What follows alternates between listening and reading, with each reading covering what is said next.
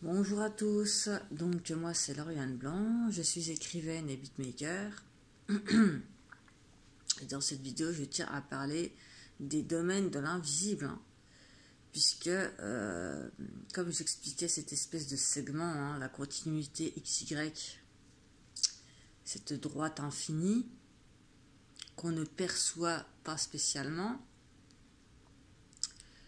que certaines personnes perçoivent, mais que d'autres ne perçoivent pas. Donc j'ai envie de dire, c'est comme pour les cinq sens.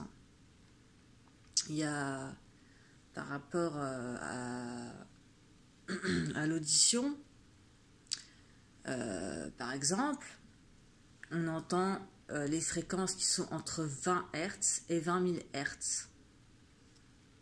Mais en dessous et au-dessus, il y a toujours ce domaine de l'inaudible qu'on n'entend pas et pourtant qui existe. On apprend tout ça en physique, chimie, enfin voilà, en physique. C'est comme pour les yeux. Les yeux, c'est exactement pareil. Il y a le punctum remotum et le punctum proximum. Donc, à certaines distances, on peut percevoir les étoiles.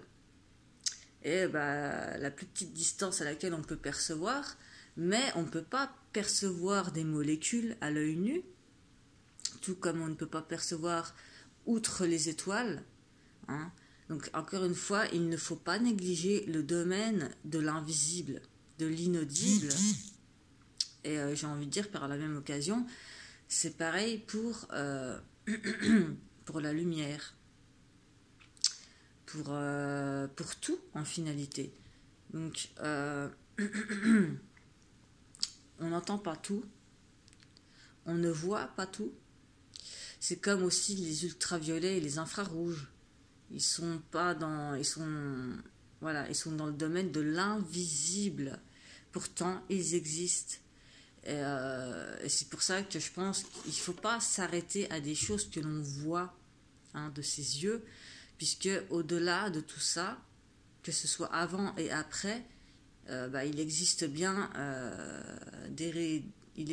des choses en rapport avec nos cinq sens, mais qu'on ne voit pas, qu'on n'entend pas, qu'on ne sent pas.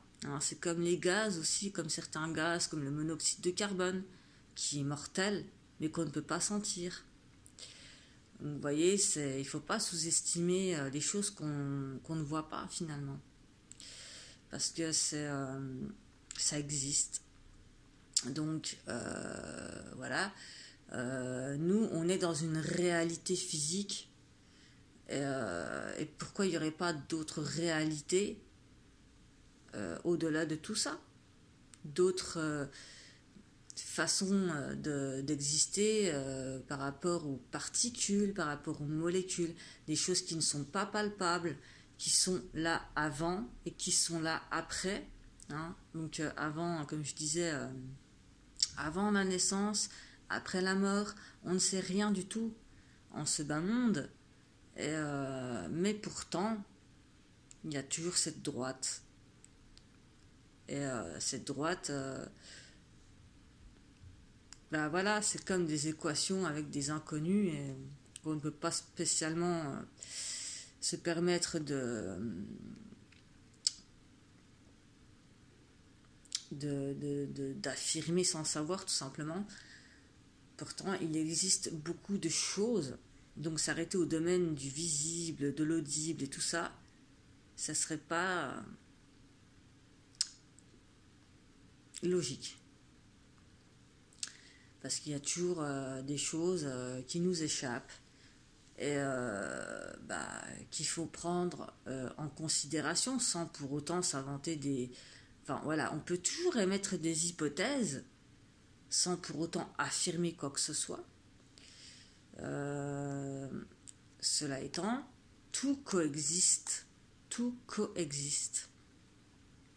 C'est comme l'énergie, l'énergie, la chaleur qui produit de l'énergie, c'est les couleurs qui vibrent à une certaine fréquence, qui sont une énergie aussi. Enfin, tout est relatif. Et de ce fait, on est constitué de tout ça. Donc, voilà, pour les personnes qui s'arrêtent à ce segment AB, il faut prendre conscience qu'au-delà de ce segment, eh ben, coexistent des choses qu'on ne peut pas spécialement voir, entendre et tout ça, mais il faut les prendre en considération. Donc voilà, parce que ça peut ouvrir des portes sur d'autres formes de vie. Hein. Nous on dit ouais, les autres qui sont là-haut dans des autres galaxies, c'est des extraterrestres. Mais pour ces personnes, par exemple, qui sont elles dans leur vie à elles, si je pense que il existe d'autres vies, hein, ce serait prétentieux de dire qu'il n'y a que nous qui existons dans ce si grand univers, ou dans ces si grands univers, parce qu'il y en a plusieurs pour ma part, mais je pense que eux nous prennent aussi pour des extraterrestres, dans leur sens à eux. Donc, voilà. C'est un peu histoire de dire que tout fonctionne à peu près dans les deux sens, et que ce qu'on voit, ce qu'on vit, ce qu'on ressent aussi, l'intuition, elle n'est pas souvent fiable, hein. On peut toujours se tromper sur des choses, et voilà, mais il y a des sens qu'on ne peut pas expliquer, comme la voix du cœur, ou voilà, tout ce qui est organique au sens physique, enfin biologique du terme, je sais pas comment dire ça, mais il y a un moment donné, il faut se dire quand même que il existe d'autres choses outre nous, outre notre petit monde, hein, parce que quand vous regardez le sable, c'est des petits grains qui sont mélangés, on peut même pas les trier tellement ils sont petits. Mais ça fait des plages. Et les êtres humains c'est pareil, sauf que nous, je nous compare plutôt à des bactéries qui s'entretuent, qui s'autodétruisent. Et oui, on est comme des bactéries en fait. Nous, c'est les êtres humains, on se croit plus grand que tout le monde, mais sachez une chose, c'est qu'on est aussi petit que des grains de sable, enfin en tout cas que des bactéries, et qu'on s'entretue pour des raisons de gloire, de pouvoir et tout ça, d'argent. Et mais on est des bactéries, on s'entretue comme des cons, et on est voué à l'autodestruction dans ce monde malheureusement. Et si tout le monde se mettait à réfléchir un peu en respectant l'autre, ce serait tellement mieux, mais c'est tellement impossible. Donc voilà, c'est tout, mes petites bactéries, parce qu'il y a beaucoup de choses qui sont bien plus hautes que nous, mais qui sont, elles, aux yeux c'est comme une hiérarchie, hein, et aux yeux de leurs supérieurs qui sont aussi infimes que nous, infimes que des grains de sable. Donc il ne faut pas oublier qu'on est juste des êtres humains. Voilà, merci de votre attention.